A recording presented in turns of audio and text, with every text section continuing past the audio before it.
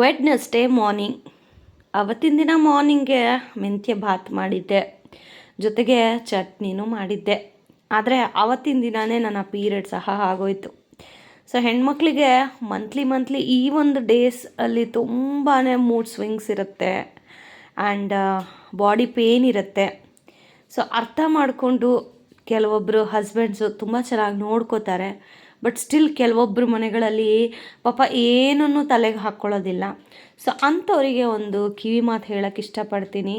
So ಯಾರಾದರೂ ಗಂಡು ಮಕ್ಕಳು ನೋಡ್ತಾ ಇದ್ದರೆ ಈ ವಿಡಿಯೋನ, ದಯವಿಟ್ಟು respect your wife, respect your daughters, respect your sisters, mothers. ಯಾಕೆ ಅಂತಂದರೆ 9 ತಿಂಗಳು ಹೊಟ್ಟೆಯಲ್ಲಿ ಮಗುವನ್ನು ಹೊತ್ತು ನರಕದ ಬಾಗಿಲನ್ನು ತಟ್ಟಿ ವಾಪಸ್ ಬದುಕ್ತಾಳೋ ಇಲ್ವೋ ಅನ್ನೋ ಭರವಸೆನೇ ಇಲ್ಲದೆ ಆಪ್ರೇಷನ್ ಥಿಯೇಟ್ರಿಗೆ ಹೋಗ್ತಾಳೆ. ಕೊನೆಗೂ ನಿಮ್ಮ ವಂಶದ ಕುಡಿಯನ್ನು ನಿಮ್ಮ ಕೈಗೆ ಕೊಟ್ಟು ವಾಪಸ್ ಬರ್ತಾಳೆ. ಅದಾದಮೇಲೆ ಪ್ರತಿ ತಿಂಗಳು ನರಕನ ಅನುಭವಿಸ್ತಾ ಇರ್ತಾಳೆ. ಸೊ ಆ ನರಕಕ್ಕೆ ನೀವು ಹೋಗೋಕ್ಕಾಗದೇ ಇದ್ರೂ ಆ ನರಕದಲ್ಲಿರೋ ನಿಮ್ಮ ಹೆಂಡತಿಗೆ ನಿಮ್ಮ ಕೈಯಲ್ಲಿ ಆದಷ್ಟು ಕೇರನ್ನು ತೋರಿಸಿದ್ರೆ ಆ ನರಕ ಅವಳಿಗೆ ಸ್ವರ್ಗದ ಥರ ಭಾಸ ಆಗುತ್ತೆ. ಹೋಪ್ ಎಲ್ರಿಗೂ ಅರ್ಥ ಆಗಿರುತ್ತೆ ಅಂತ ಅನ್ಕೋತೀನಿ. ಹೆಣ್ಮಕ್ಳು ಯಾರಾದರೂ ನೋಡ್ತಾ ಇದ್ದರೆ ನಿಮ್ಮ ಗಂಡಂದ್ರಿಗೆ ಈ ವಿಡಿಯೋನ ಶೇರ್ ಮಾಡಿ. ಆ್ಯಂಡ್ ಬನ್ನಿ ಇವತ್ತಿನ ವಿಡಿಯೋನ ಶುರು ಮಾಡೋಣ. ನಮಸ್ತೆ, ನಮ್ಮ ಕುಟುಂಬ ಕನ್ನಡ ವ್ಲಾಗ್ಸ್ಗೆ ತಮ್ಮೆಲ್ಲರಿಗೂ ಸ್ವಾಗತ. ನಾನು ನಿಮ್ಮ ಪ್ರೀತಿಯ ಕನ್ನಡತಿ ಭಾಗ್ಯ. ಫ್ರೆಂಡ್ಸ್, ಇವತ್ತು ಮೊನ್ನೆ ಸೊಪ್ಪೆಲ್ಲ ಬಿಡಿಸ್ಬೇಕಾದ್ರೆ ಅಂದ್ಕೊಂಡೆ ಗೈಸ್, ನಾನು ಮೆಂತ್ಯ ಚಪಾತಿ ಮಾಡೋಣ ಅಂತ ಹೇಳಿ. ನಾನು ನಮ್ಮ ಯಜಮಾನ್ರಿಗೆ ಮೆಂತ್ಯ ಚಪಾತಿ ಮಾಡ್ತೀನಿ ಕಣ್ರಿ ಅಂದರೆ, ಬೇಡ ಮೆಂತ್ಯ ಬಾತ್ ಮಾಡು ಅಂದರು. ಆ್ಯಕ್ಚುಲಿ ನೀವು ನಂಬಲ್ಲ, ಬೆಳಗ್ಗೆ ಎದ್ದಾಗ ಈ ಪ್ಲ್ಯಾನ್ ಮಾಡಿದ್ದು ಹೇಗೋ ಅದು ಕಾರ್ಯರೂಪಕ್ಕೂ ಬಂತು. ಬೆಳಗ್ಗೆ ಟಿಫನ್ಗೆ ನಾನು ಮೆಂತ್ಯ ಬಾತನ್ನು ಮಾಡಿದ್ದೆ. ಸೊ ಇನ್ನು ಮಧ್ಯಾಹ್ನ ಪರ್ಯಂತ ಸ್ಕೂಲಿಂದ ಬಂದ ಮೇಲೆ ದೋಸೆ ಇಟ್ಟಿತ್ತು. ಸೊ ಅದಕ್ಕೆ ದೋಸೆ ಮಾಡಿಬಿಟ್ಟು ಏನಾದರೂ ಮಾಡಿಕೊಡೋಣ ಅಂತ ಹೇಳಿ ಮಾಡ್ತಾಯಿದ್ದೆ. ಸೊ ಅದಾದಮೇಲೆ ಪರ್ಯಂತ ದೋಸೆ ಬೇಕು ಅಂತ ಕೇಳ್ದ. ಅವನಿಗೂ ದೋಸೆ ಮಾಡೋಣ ಅಂತ ಹೇಳಿ, ಹೇಗಿದ್ದರೂ ನಾನು ಮೆಂತ್ಯ ಬಾತ್ಗೆ ಚಟ್ನಿ ಮಾಡಿದ್ನಲ್ವ, ಸೊ ಅದೇ ಚಟ್ನಿ ಇದೆ. ಸೊ ಚಟ್ನಿಗೆ ದೋಸೆ ಕಾಂಬಿನೇಷನ್ ಸೂಪರಾಗಿರುತ್ತೆ ಗೈಸ್. ಅದಕ್ಕೆ ಈಗ ದೋಸೆ ಮಾಡ್ತಾಯಿದ್ದೀನಿ. ಆ್ಯಕ್ಚುಲಿ ನಾನು ಯೂಶಲಿ ಯಾವಾಗಲೇ ದೋಸೆ ಮಾಡಿದ್ರೂ ಫಸ್ಟ್ ದೋಸೆನ ನಾನು ತೆಗೆದುಬಿಡ್ತೀನಿ, ಅದನ್ನು ಯೂಸ್ ಮಾಡೋದಿಲ್ಲ. ಸೆಕೆಂಡ್ ದೋಸೆನ ನಾನು ಯೂಸ್ ಮಾಡ್ತೀನಿ. ಯಾಕೆ ಅಂತಂದರೆ, ನಾವು ದೋಸೆ ಕಂಟಿನ್ಯೂಸ್ ಆಗಿ ಹಾಕ್ತಾಯಿದ್ರೆ ಓಕೆ, ಬಟ್ ನಾವು 1 ವೀಕ್ 1 ಸತಿ 2 ಸತಿ ಹಾಕ್ತೀವಿ, ಅದನ್ನು ಹಾಗೇ ತೆಗೆದಿಟ್ಟಿರ್ತೀವಿ. ಸೊ ಅದ್ರ ಮೇಲೆ ಡಸ್ಟು ಅದು ಇದು ಎಲ್ಲ ಇರುತ್ತೆ. ನಾವು ಎಷ್ಟೇ ತೊಳೆದ್ರೂ ಒಂದು ಸತಿ ಒಂದು ದೋಸೆನ ವೇಸ್ಟ್ ಮಾಡಿದ್ರೂ ಪರವಾಗಿಲ್ಲ, ತವ ಮೇಲೆ ಡೆಫಿನೆಟ್ಲಿ ಇದನ್ನು ನೀವೂ ಸಹ ಮಾಡಿ. ಫಸ್ಟ್ಗೆ ನೀವು ದೋಸೆನ ಹಾಕೋದಾದರೆ ಆ ದೋಸೆನ ತೆಗೆದು ಬಿಸಾಕಿ 2ನೇ ದೋಸೆನ ಬಳಸ್ಕೊಳ್ಳಿ. ಆ್ಯಂಡ್ ನಮ್ಮ ಮನೇಲಿ ದೋಸೆ ಅಂತ ಅಂದರೆ ಪರ್ಯಂತ 3 ಟೈಮು ದೋಸೆ ಕೊಟ್ಟರು ತಿಂತಾನೆ. ಬಟ್ ಅದು ಹೆವಿ ತೊಗೊಂಡ್ರೆ ಏನಾಗುತ್ತೆ, ಎದೆಲ್ಲಿ ಏನದು ಗ್ಯಾಸ್ಟ್ರಿಕ್ ಥರ ಆಗಿಬಿಡುತ್ತೆ, ಯಾಕಂದರೆ ಹುಳಿ ಬಂದಿರುತ್ತಲ್ವ. ಸೊ ಜಾಸ್ತಿ ಕೊಡಬಾರ್ದು. ನಾನು ವೀಕ್ಲಿ 2 or 3 ಈ ಥರ ಸ್ಕೂಲಿಂದ ಬಂದಾಗ ಏನಪ್ಪ ಮಾಡೋದು ಅಂತ ಯೋಚನೆ ಮಾಡಬೇಕಾದ್ರೆ ಅವನು ಹೇಳ್ತಾನಲ್ವ, ಮಮ್ಮಿ ನಂಗೆ ದೋಸೆ ಮಾಡಿಕೊಡು ಅಂತ. ಸೊ ಅವಾಗ ದಿಢೀರ್ ಅಂತ ಹೇಳಿ ಫ್ರಿಜ್ಜಿಂದ ತೆಗೆದು ಒಂದು 5 ಮಿನಿಟ್ಸ್ ಆಚೆ ಇಟ್ಟು ಅದಾದಮೇಲೆ ಈ ಥರ ದೋಸೆನ ಹಾಕ್ಕೊಡ್ತೀನಿ. ಸೊ ಅವನು ತುಂಬ ಖುಷಿಪಟ್ಟು ತಿಂತಾನೆ. ಆ್ಯಕ್ಚುಲಿ ಬೆಳಗ್ಗೆ ದೋಸೆ ಮಾಡಬೇಕಿತ್ತು, ಬಟ್ ಅಕ್ಕ ಕೊಟ್ಟಿದ್ದು ಹಿಟ್ಟು ಹುಳಿ ಬಂದಿರಲಿಲ್ಲ. ಸೊ ಮಧ್ಯಾಹ್ನದ ಮೇಲೆ ಅದು ಹುಳಿ ಬಂದಿತ್ತು. ಸರಿ ಹಾಗಾದರೂ ಹಾಕ್ಕೊಡೋಣ ಅಂತ ಹೇಳಿ ಮಧ್ಯಾಹ್ನ ನಾನು ಹಾಕ್ಕೊಂಡೆ. ನೀವು ನೋಡಿದ್ರಲ್ಲ ಆಗಲೇ. ಸೊ ನಾನು ಹಾಕ್ಕೊಂಡೆ. ಈಗ ಪರ್ಯಂತಕ್ಕೆ ಸಾಯಂಕಾಲ ಅಂತ ಹೇಳಿ ಅವನಿಗೀಗ ದೋಸೆನ ಹಾಕ್ಕೊಡ್ತಾ ಇದ್ದೀನಿ. ಇದ್ರ ಜೊತೆಗೆ ಅದು ಎಗ್ ದೋಸೆನೂ ತೊಗೋಬೋದು. ಬಟ್ ನನ್ನ ಮಗನಿಗೆ ಮೂಡ್ ಹೇಗಿರುತ್ತೋ ಹಾಗೆ ಗೈಸ್, ಮೂಡ್ ಸ್ವಿಂಗ್ ತುಂಬ ಇರುತ್ತೆ. ನನ್ನ ಮಗನಿಗೆ ಆಗಲಿ ನನಗೆ ಆಗಲಿ, ಅದರಲ್ಲೂ ಈ ಟೈಮಲ್ಲಿ ಮೂಡ್ ಸ್ವಿಂಗ್ಸ್ ತುಂಬ ಅಂದರೆ ತುಂಬ ಇರುತ್ತೆ. ಆ್ಯಂಡ್ ಅವನಿಗೆ ದೋಸೆ ಎಲ್ಲ ಹಾಕ್ಕೊಟ್ಟೆ. ಅದಾದಮೇಲೆ ತುಂಬಾ ಯಾಕೋ ಬ್ಯಾಕ್ ಪೇನ್ ಆಗ್ತಾಯಿತ್ತು. ಬಿಕಾಸ್ ನಿನ್ನೆ ನಾನು ಫುಲ್ ಟ್ರಾವೆಲ್ ಮಾಡಿದ್ದೆ. ಫುಲ್ ಹೆವಿ ಬಾಡಿ ಪೇಯ್ನ್ ಥರ ಅನ್ನಿಸ್ತಾ ಇತ್ತು. ಅದ್ರ ಜೊತೆಗೆ ಪೀರಿಯಡ್ಸ್ ಡೇ ಒಂಥರ ಹೆಂಗಾಗತ್ತೆ ಅಂತಂದರೆ ಹೇಳ್ಕೊಳಕ್ಕಾಗೋದಿಲ್ಲ. ಬಟ್ ಅದರಲ್ಲಿರೋ ಅಂದರೆ ಆ ಟೈಮಲ್ಲಿ ಅದನ್ನು ದಾಟಿ ಬಂದವ್ರಿಗೆ ಗೊತ್ತು, ಹೆಣ್ಮಕ್ಳು ಪ್ರತಿಯೊಬ್ಬರಿಗೂ ಆ ನೋವು ಏನು ಅಂತ ಹೇಳಿ. ಆಲ್ಮೋಸ್ಟ್ ನನ್ನ ವೀಡಿಯೋಸ್ ನೋಡೋದೆಲ್ಲ ಹೆಣ್ಮಕ್ಳೇ. ಹೋಪ್ ನಿಮಗೂ ಈ ರೀತಿ ಯಾವತ್ತಾದರೂ ಒಂದು ಸತಿ ಅನಿಸಿರುತ್ತೆ. ಸೊ ಆ 3 ಡೇಸ್ ಆದರೂ ಕಿಚನ್ಗೆ ರಜಾ ಕೊಡಬೇಕು. 3 ಡೇಸ್ ಬೇಡ, ಸೆಕೆಂಡ್ ಡೇ ಆದರೂ. ಯಾಕಂದರೆ usually second day it's a very very difficult day ಅಂತ ಹೇಳೋಕ್ಕೆ ಇಷ್ಟಪಡ್ತೀನಿ. So first day and third day ಹೇಗೋ ಆರಾಮ್ಸೆ ಇರಬಹುದು, ಬಟ್ ಇಟ್ಸ್ ಸೆಕೆಂಡ್ ಡೇ ಇದೆಯಲ್ಲ ಹೆವಿ ಫ್ಲೋಯಿಂಗ್ ಇರುತ್ತೆ. ತುಂಬಾ ಮೂಡ್ ಸ್ವಿಂಗ್ಸ್ ಅವತ್ತೇ ಬರೋದು. ಯಾರಿಗೆಲ್ಲ ಇದನ್ನ ಕರೆಕ್ಟ್ ಅಕ್ಕ ನೀವು ಹೇಳಿದ್ದು ಅಂತೀರ ಕಮೆಂಟ್ ಮಾಡಿ. ಬಿಕಾಸ್ ನಾನು ಕೇಳ್ಪಟ್ಟ ಹಾಗೇ ಸೆಕೆಂಡ್ ಡೇ ತುಂಬಾ ಬ್ಲೀಡಿಂಗ್ ಆಗೋದು ಸೆಕೆಂಡ್ ಡೇ ಅಂತಲೇ ಹೇಳ್ಬಹುದು.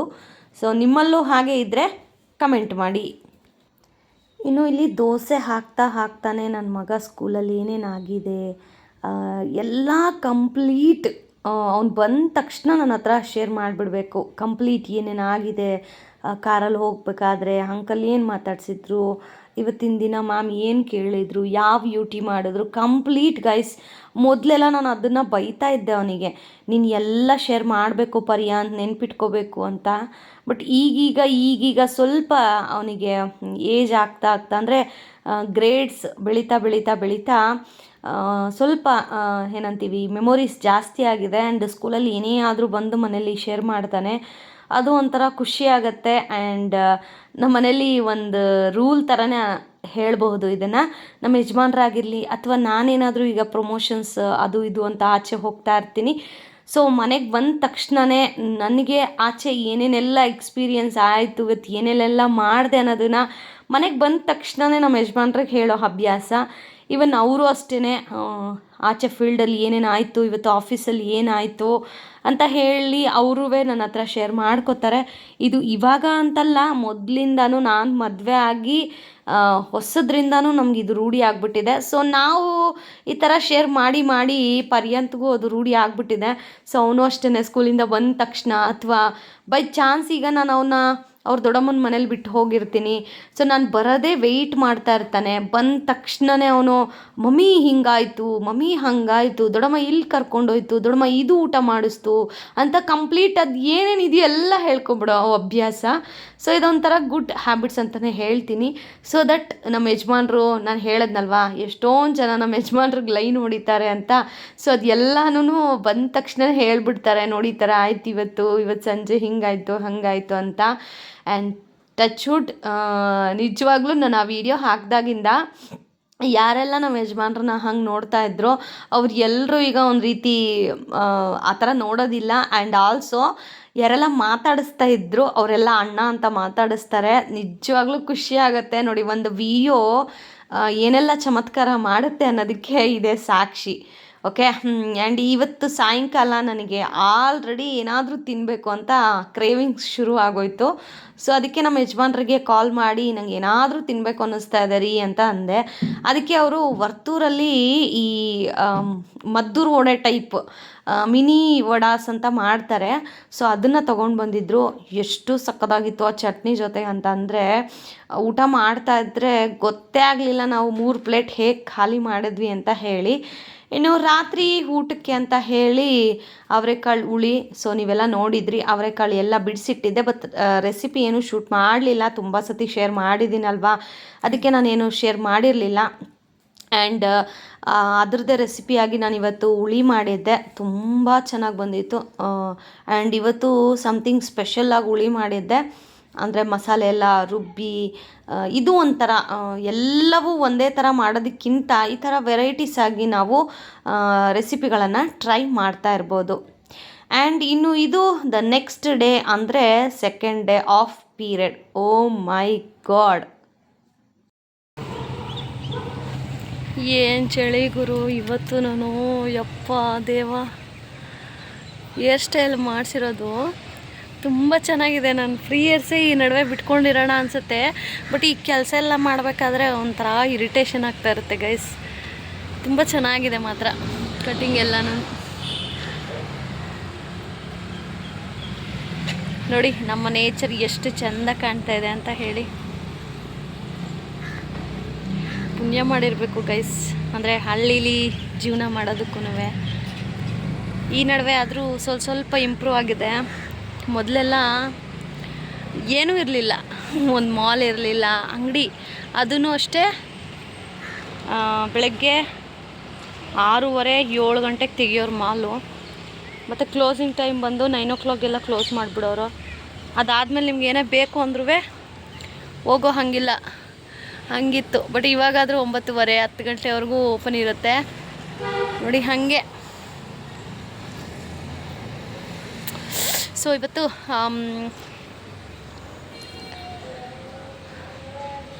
ಆ್ಯಂಡ್ ಇವತ್ತು ಗುರುವಾರ ಆ್ಯಸ್ ಯೂಶ್ವಲ್ ಪೂಜೆ ಮಾಡಬೇಕಿತ್ತು, ಬಟ್ ನಾನು ಮಾಡಲಿಲ್ಲ, ಹಸ್ಬೆಂಡ್ ಮಾಡಿದರು. ನಾನು ಅದನ್ನೇ ಹೇಳಕ್ಕೆ ಹೊರಟೆ, ಬಟ್ ಅದೇ ಟೈಮ್ಗೆ ಹಾರನ್ ಬಂತು. ಸೊ ಸೈಲೆಂಟ್ ಆಗಿಬಿಟ್ಟೆ, ಮತ್ತೆ ವೀಡಿಯೋ ಶೂಟ್ ಮಾಡ್ತಾಯಿದ್ದೀನಿ. ಆ್ಯಂಡ್ ಗುರುವಾರ ನಮ್ಮ ಮನೇಲಿ ಪೂಜೆ ಮಾಡಿಲ್ಲ ಅಂದರೆ ನನಗೆ ಆಗಲಿ, ನನ್ನ ಮಗನಿಗೆ ಆಗಿರಲಿ, ನಮ್ಮ ಯಜಮಾನ್ರಿಗೆ ಆಗಿರಲಿ, ಅವತ್ತಿನ ಡೇ ಒಂಥರ ಅನ್ನಿಸ್ತಾ ಇರುತ್ತೆ. ಸೊ ಅದಕ್ಕೆ ನಮ್ಮ ಯಜಮಾನ್ರಿಗೆ ಹೇಳಿದೆ, ಹೂವು ಮಾತ್ರ ಚೇಂಜ್ ಮಾಡಿ ದೀಪಕ್ಕೆ ಎಣ್ಣೆ ಹಾಕಿ ದೀಪ ಹಚ್ಚಿ ರಾಯರ ಆರಾಧನೆ ಮಾಡಿಬಿಟ್ಟು ಹೋಗಿ ಅಂತ. ಸೊ ಅವರು ಪೂಜೆ ಮಾಡ್ತಾಯಿದ್ರು. ಪೂಜೆ ಮಾಡೋ ಟೈಮಲ್ಲಿ ಯಾಕೆ ಅಂತ ಹೇಳಿ ನಾನು ತಲೆ ಒಣಗಿಸ್ಕೊಳ್ಳೋಣ ಅಂತ ಹೇಳಿ ಮೇಲೆ ಬಂದೆ. ಆ್ಯಂಡ್ ಹೇರ್ ಸ್ಟೈಲ್ ಅಂತೂ ನನಗೆ ನಾನು ತುಂಬ ಕ್ಯೂಟ್ ಅಂತ ಅನ್ನಿಸ್ತಾ ಇರ್ತೀನಿ ಆವಾಗವಾಗ, ಕೆಲಸ ಮಾಡಬೇಕಾದ್ರೆ ಅಲ್ಲ, ರೆಡಿ ಆಗಬೇಕಾದ್ರೆ.